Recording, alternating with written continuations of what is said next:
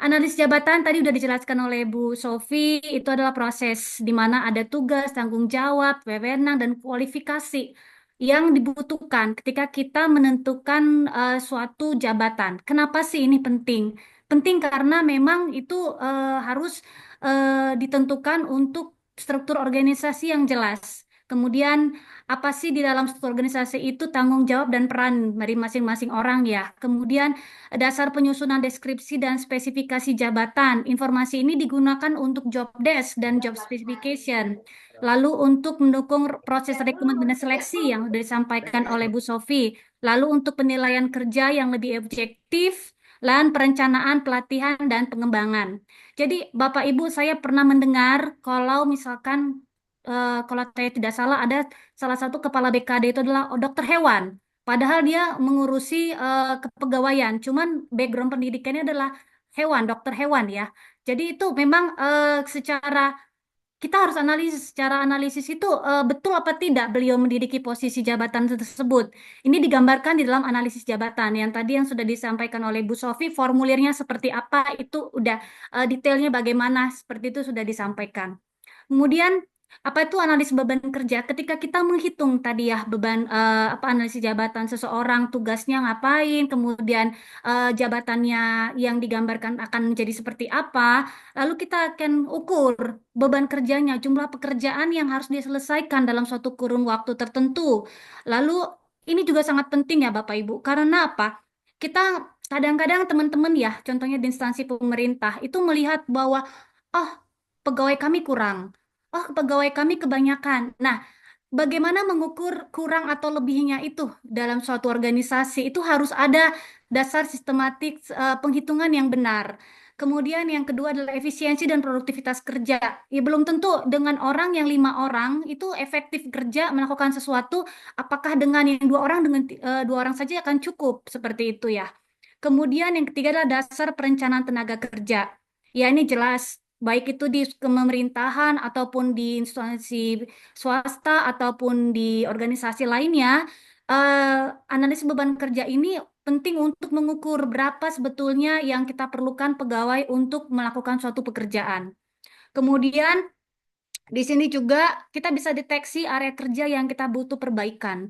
Ya, baik itu divisi ataupun departemen ataupun bagian mana, misalkan bagian entah bagian kepegawaiannya kah, bagian keuangannya kah, bagian IT-nya kah, itu kita bisa deteksi karena kita bisa lihat ternyata beban kerjanya itu sangat berlebih sehingga dibutuhkan sekian orang pegawai. Oh, ternyata di satu sisi beban kerjanya sedikit sehingga dilakukan pengurangan pegawai. Kemudian yang terakhir adalah mendukung kebijakan insentif dan kompensasi seperti tadi ya. Misalkan berlebih, apakah diperlukan waktu lembur, apakah dikasihkan kompensasi yang berlebih, ataukah patut menerima reward, atau justru kebalikannya, dengan beban kerja yang sedikit mungkin akan ada pengurangan, atau mungkin take home pay-nya atau kompensasi yang diberikan itu terlalu tinggi. Nah, ini adalah untuk tadi kaitan terkait evaluasi. Nah, Bapak Ibu, ketika kita menyusun Anjap dan ABK, kami melihat ada beberapa hal yang menjadi tantangan-tantangan kita. Yang pertama itu terkait data. Data itu terkadang kalau kita susun itu suka tidak lengkap dan akurat. Itu misalkan dalam menyusunkan uraian kegiatan itu yang terukur itu agak sulit. Karena pengukuran SMART itu kalau misalkan kita mengukurnya tidak didampingi oleh narasumber-narasumber kecil yang menjadi apa informasi kita, itu kita akan susah mengukur data yang objektif. Kemudian yang kedua adalah perubahan organisasi dan kebijakan. Nah, ini jelas kalau di pemerintahan tuh sering banget ya, seperti tadi setiap tahun atau setiap 2 tahun sekali itu peraturan berubah. Tadi seperti Bu Sofi udah jelaskan, tolong perhatikan adalah peraturan dasar hukum bagi Jafung, pembina teknisnya peraturannya seperti apa, itu harap diperhatikan. Nah, ini tantangannya seperti ini. Kadang-kala kita tidak mengupdate informasi peraturan-peraturan terbaru itu yang membuat kita terkadang malah apa ya ambigu atau salah dalam menyusun anjab. Kemudian yang ketiga resistensi dari pegawai dan pengelola. Nah ini ya mungkin karena terkadang orang tidak mau posisi ataupun perannya digantikan oleh orang lain, mungkin sudah di dalam zona nyaman. Jadi ini kayak, apalagi misalkan dalam terlibat dalam suatu penyusunan Anjab dan ABK itu ada beberapa orang yang punya kepentingan tertentu. Nah, di sini juga merupakan suatu tantangan, Bapak Ibu. Kemudian kompleksitas tugas dan multitasking. Nah, ini sangat sulit ya, karena bisa jadi orang itu satu orang tapi mengerjakan banyak hal. Misalkan dalam suatu proses pekerjaan, dia yang buat surat, dia yang mengetik, dia yang menandatangani, dia juga yang mengarsipkan. Itu agak sulit. Jadi kita harus bisa apa mencari data yang faktual, data yang benar-benar apa akurat. Sebetulnya pekerjaan mana yang dikerjakan menjadi suatu bagian dengan proses yang mungkin dipisahkan seperti itu ya.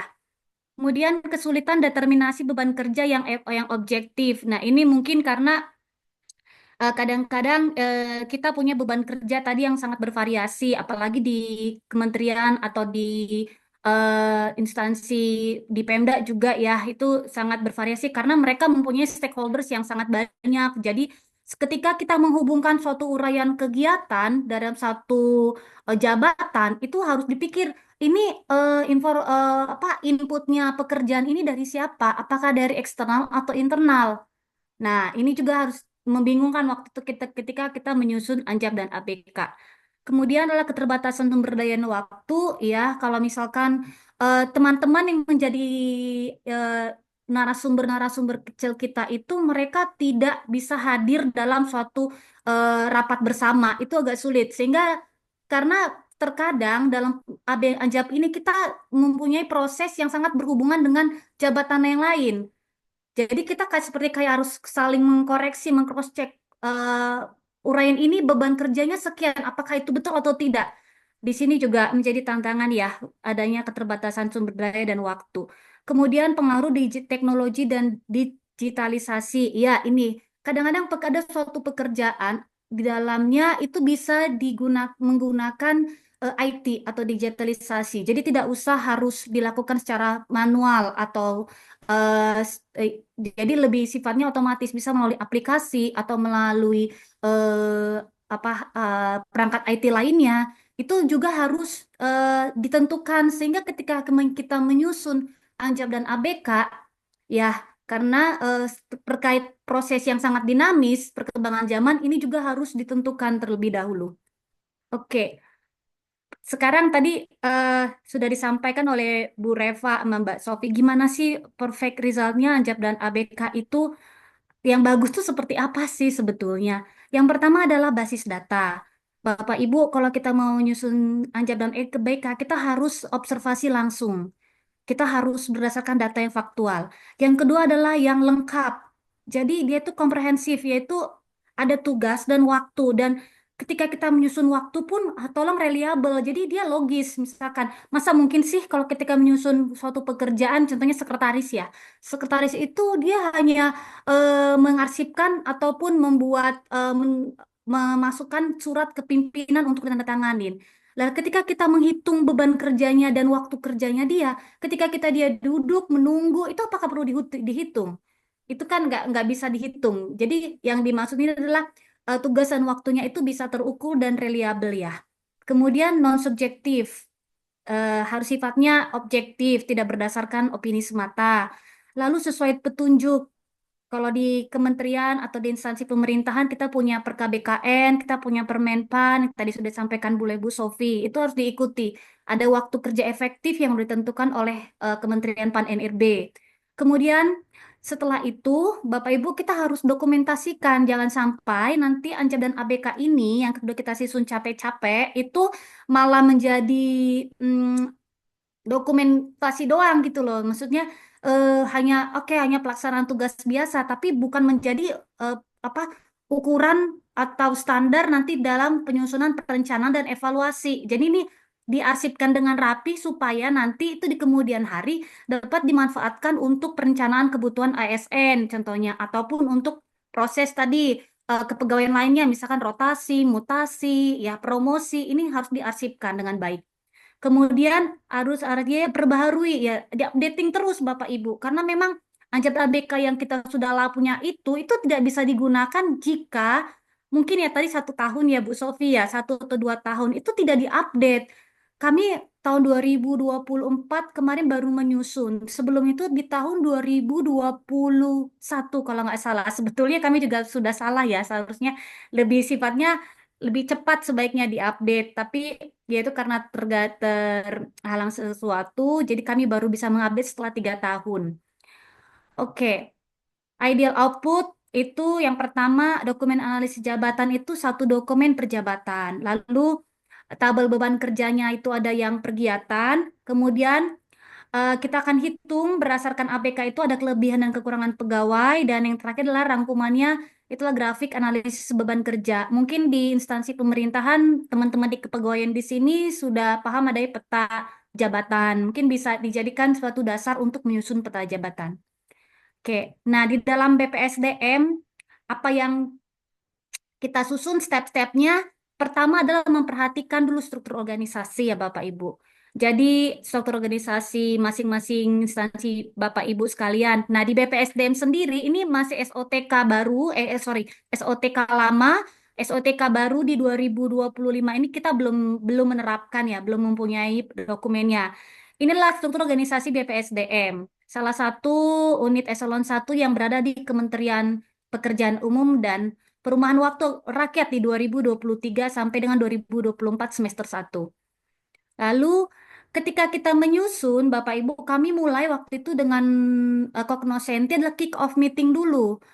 Kick off meeting. Jadi ini penting karena kami ingin tahu bagaimana sih tahapan dan metode kita dalam menyusun ANJAP dan ABK yang benar. Karena kita punya waktu itu punya waktu yang sangat singkat, hanya 3 bulan, dan kami harus mencapai target output yang baik dan yang benar. Jadi ini dihadiri waktu oleh Ibu Sekretaris Badan, sekarang adalah Ibu Dirjen, Ibu Dewi Kemistriana.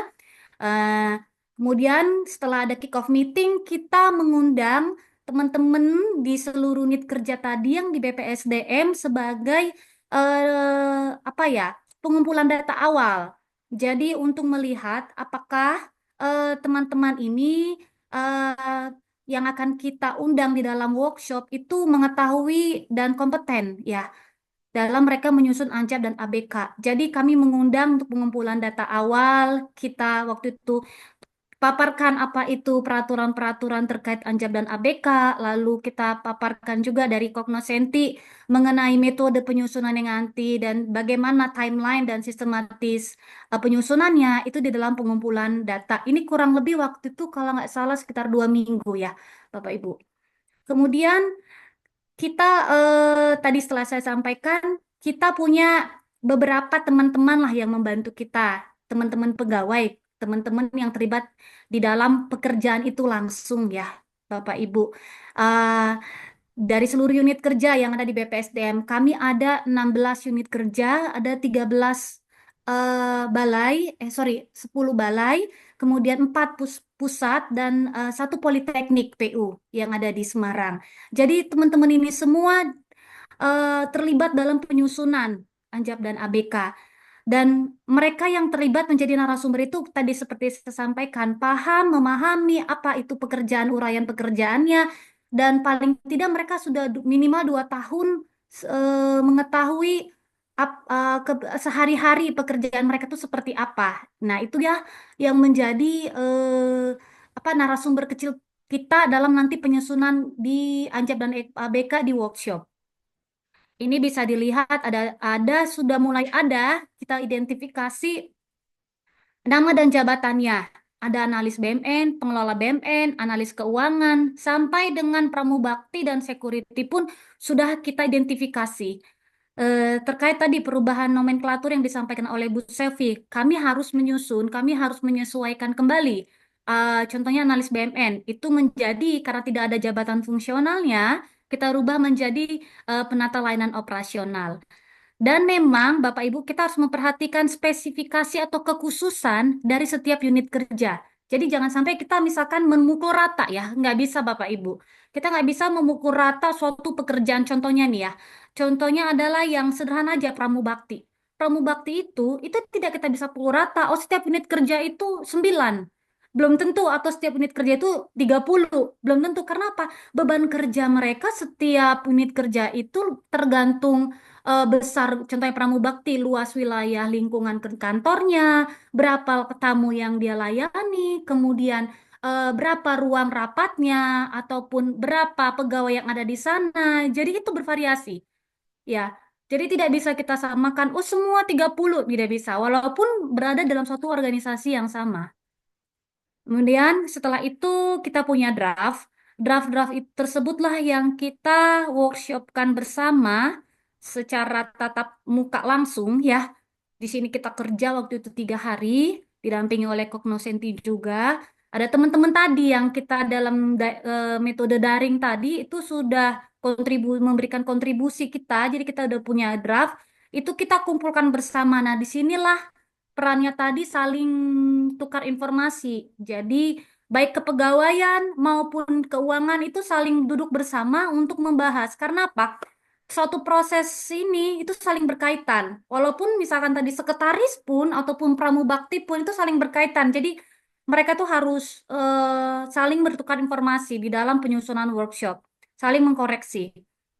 Nah, setelah itu belum belum kita bisa finalkan ya Bapak Ibu, karena memang kita lakukan evaluasi, dicek dan recheck lagi apakah yang kita susun itu sudah betul sebelum kita finalisasi.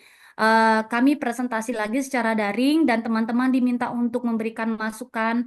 Kami punya grup itulah yang eh, sangat aktif ya. Tadi teman-teman narasumber tersebut menjadi suatu grup WhatsApp. Di situ kita kawal mereka satu-satu terkait jabatan ini, terjabatan itu. Apakah itu sudah betul? Coba dilihat kembali karena memang Bapak Ibu prinsip penyusunan ANCA dan ABK ini adalah harus yang terlibat di dalam pekerjaan itu yang bisa memberikan kontribusi. Jadi kalau secara teori mungkin kita paham, tetapi secara praktek mereka menjadi eh, narasumber kita, mereka yang lebih memahami bagaimana lika-liku pekerjaan itu, gitu. Seperti itu ya. Lalu kemudian setelah itu baru kita ajukan ke pimpinan ya Bapak Ibu draft tersebut. Di dalam step kelima kami presentasi bersama dengan tim Cognoscenti konsultan itu menghadap Ibu pimpinan. Kita presentasikan hasil kita dan tidak langsung disetujui tentu saja karena memang ANCAP dan ABK ini merupakan dokumen yang penting ya Bapak Ibu karena khususnya di dalam perencanaan ASN. Ya, sebelum terjadinya kita analisis kajian terhadap ANCAP dan ABK, hitungan kami waktu itu di dari BPSDM kepada Kementerian Pan-RB adalah 3.000 orang dalam satu unit eselon 1 itu kalau saya secara kasat mata aja berpikir 3.000 kayaknya kebanyakan deh. Gak mungkin eselon 1 BPSDM itu butuh 3.000 pegawai. Ternyata betul setelah kita analisis, setelah kita hitung ABK-nya nggak sebanyak itu. Memang kita sudah punya apa feeling atau intuisi kalau kayak ini kebanyakan deh kalau kalau ASN BPSDM itu 3.000 butuhnya 4.000 ataupun mungkin teman-teman Bapak Ibu di kepegawaian di tempat lain juga merasakan kayak nggak mungkin deh 10.000 pegawai. Coba dihitung, coba dianalisis. Ternyata betul memang tidak sebanyak itu yang kita butuhkan. Kami presentasi waktu itu di depan pimpinan, lalu apa hasilnya? Ya beliau tidak serta-merta mengokekan karena beliau menanyakan bagaimana metode penghitungan time, terus sistematisnya seperti apa kalian, step-stepnya bagaimana kalian menyusun sehingga dapat angka-angka ini. Kemudian angka 1.250 itu angka dari siapa waktu efektif itu. Itu ya, jadi ketika itu adalah waktu kita melakukan presentasi final. Kemudian hasil akhirnya seperti ini, Bapak Ibu, kami punya, mohon maaf, ini adalah pelaksana ya, ini non Javung, bukan jabatan fungsional, bukan juga manajerial, tapi pelaksana. Tapi ini mereka adalah bisa ASN, baik itu P3K ataupun PNS. Ada 28 nama jabatan, satu eselon 1 BPSDM diperlukan sebanyak 695 orang. Eh, Pegawai ya.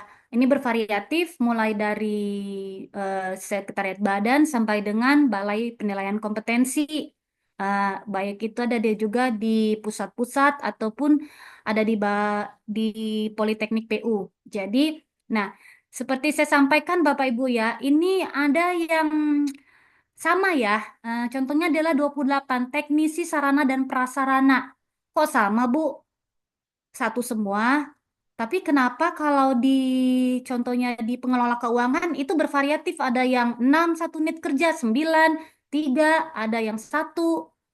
Nah, seperti saya kembalikan tadi adalah tergantung dari tugas dan fungsi dari masing-masing unit kerja Bapak Ibu. Kembalikan lagi kepada amanah dari SOTK-nya masing-masing ya.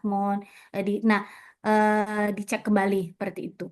Kemudian sesuai dengan Perka BKN nomor 9 tahun 2022 itu analisis jabatan dan analisis beban kerja itu bagi instansi pemerintah wajib disahkan.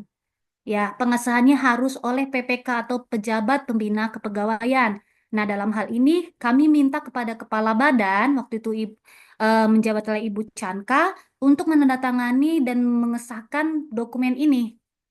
Begitu. Karena setelah dokumen ini disahkan, ini menjadi dasar dalam proses kepegawaian lainnya, baik itu rotasi, mutasi, peta jabatannya disusun, kemudian baik itu untuk peta karir. Nah, setelah disahkan, kami buat ke dalam atau kami simpan ke dalam database kami. Kami punya Google Drive, kami simpan ke dalam database ini. Lalu inilah di dalam database ini kami bisa mengutak-atik, misalkan mengupdate ataupun kita bisa merencanakan jabatan baru ataupun kita bisa mengevaluasi ataupun malah mengurangi pegawai. Kita punya suatu database terkait Anjat dan ABK. Yang pertama, pertanyaannya datang dari Bapak Ari Buhori, Kementerian PU. Ini adalah rekannya Bu Ratna, barangkali Bu Ratna. Apakah saling kenal nih? Pertanyaan dari Pak Ari adalah pendekatan yang dilakukan untuk menggali informasi terkait informasi di masing-masing jabatan seperti apa nih? Ini berarti pertanyaannya untuk Bu Ratna atau Mbak Sofi? Mungkin Bu Ratna ya berarti ya. Nanti kalau misalnya ada tambahan silakan Mbak Sofi. Bu Ratna silakan. Iya, oke. Di chat ya, Mbak Reva. Kayaknya mungkin kalau Oh, misalkan Mas Arinya bersedia, berkenan, mungkin langsung bicara aja kali ya. Sana saya juga boleh di sini hadir siapa Mas Ari ya? Ari. Ah, betul, Mak. Mas Baik, Ari. ya, Ya. Ini silakan. Lebih enak ya, kalau kita kan sama-sama ya di sini Mas ya, merasa Bu, betul. nasib yang sama gitu. Iya, ini pertanyaan saya tadi yang telah disampaikan bahwa pendekatannya itu seperti apa ketika kita menggali informasi untuk tahu seberapa banyak pekerjaan di setiap jabatannya gitu kan. Karena kita kan ya tadi seperti contohnya tadi Pramubakti itu tidak disamaratakan ya terkait pekerjaannya gitu. Karena memang tadi luas bangunannya segala macam berarti ada beberapa pendekatan yang harus kita lakukan. Apakah eh, mohon koreksi kalau misalnya saya salah, eh, mungkin pendekatan persuasif atau bagaimana gitu. Itu. Terus sama mungkin ada sedikit tambahan Iya, untuk ya itu tadi dengan waktunya itu kan ada hampir 3 sampai 4 bulan ya untuk menentukan bahwa ABK itu eh, telah jadi gitu. Berarti kan eh, kita tidak hanya membuat ABK ini hanya dalam 1 2 minggu langsung jadi gitu. Karena memang tadi kan butuh waktu, butuh informasi, terus belum lagi kita harus menganalisa segala macam di setiap elemennya gitu. Mungkin butuh penjelasannya dari Bu Ratna atau iya. Sofi. Baik, boleh saya langsung jawab ya, Mbak Boleh, Reva? Bu. Silakan Bu Ratna. Iya, Mas Ari. Mas Ari di mana nih ya? Di unit kerja mana? Saya di Direktorat BTBGPL. Oh iya, baik. Ya, Maaf, saya jarang main ke sana nih. iya. Iya, jadi terkait pendekatan apa yang kita gunakan. Kami memang pertama Mas sudah punya draft. Bukan draft sih ya, hasil analisis jabatan dan ABK tapi di tahun 2020. Dan penghitungannya itu eh, nggak update ya, artinya memang belum tidak dari nol seperti itu ya, tidak dari nol. Kemudian kita pertama adalah berdasarkan dari TUSI dulu, Mas. Tugas dan fungsi kita, kita buka dari Permen PU kita tentang terkait apa sih tugas dan fungsi dari masing-masing unit kerja dan dari Renstra dan bisnis proses. Jadi tiga dokumen itu menjadi acuan kita dalam menyusun ANJAP dan ABK.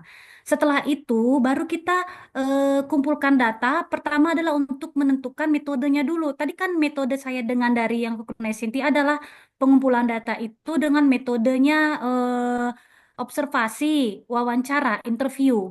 Jadi yang kita interview itu adalah orang-orang yang terlibat di dalam pekerjaan yang sekarang. Nah, di dalam menyusun ANCAP dan BK ada pertanyaan, berarti kita menghitung ANCAP dan BK yang existing dong? Belum tentu, karena bisa jadi yang existing sekarang pun itu jabatannya tidak diperlukan.